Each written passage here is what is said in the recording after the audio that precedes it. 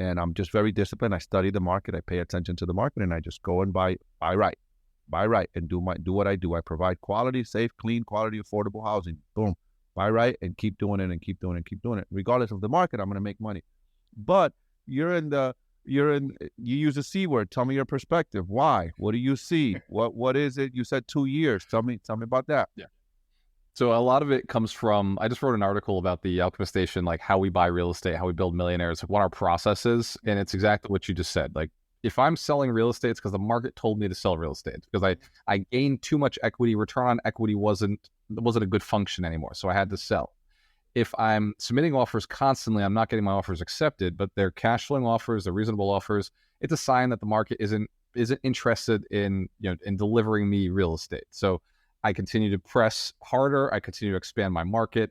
I may look at different financing options to still acquire deals.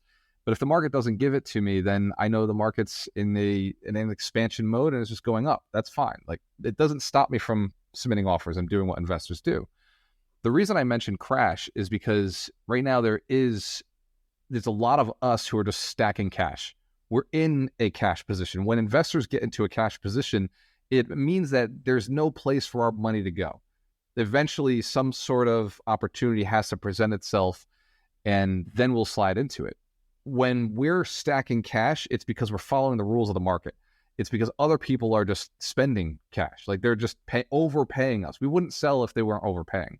So you can't overpay for so long without it eventually coming back and correcting. So when I say crash, what I mean is there are people right now making mistakes. And we saw it in Houston, right? 3,000 units just got foreclosed on because they didn't pay their bills. And I've seen it in my local market at the micro level. Some of these guys I was competing with are getting slaughtered right now. They're losing their properties. They're selling at discounts. And I'm watching, and it's interesting. We're in a very good position. Our equity position's 60%. Even though we bought most of our portfolio 3 years ago, we only owe about 40% mortgages on them because of the way we bought. So forced appreciation, raised rents in 4 years. 4 years does a lot, right? Just hold for 4 years. These past 4 years, especially, Martin. Yeah, especially these past 4 years. Yes, sir. So as far as the crash comes, yeah, I see it. It's part of the cycle. It has to happen. But it won't drop more than 20% in most markets. Some markets will be 15%, but you got Florida, you got Vegas. Like, these two markets usually get slaughtered. There's a good chance that they're going to they'll go beyond that 15, 20% drop. But what's interesting, and this is for everybody who's listening right now, if you were like, okay, like, I'm going to time the market, no, you won't. It's impossible.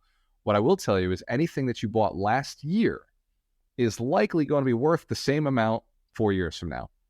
And that's about what the chart is telling us. If you look at how vertical it went recently, it's just saying if you extend out to about here, that's where the property values are going to be. Even if they come down, they do a little bend or whatever, they're probably going to come out to about that level eventually.